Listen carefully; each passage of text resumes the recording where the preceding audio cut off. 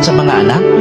Tandaan niyo po, hindi naman kayo pwedeng magkasama habang buhay ng mga magulang niyo.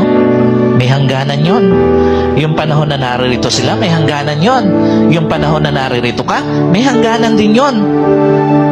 Alam niyo po, yung panahon na pwedeng ma-enjoy yung presence mo ng mga magulang mo, lahat yun may hangganan.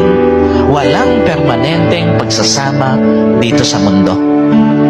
Walang magulang na papaalis na dito sa mundong ito na mas hahanapin pa mga material na bagay kaysa kanilang mga anak.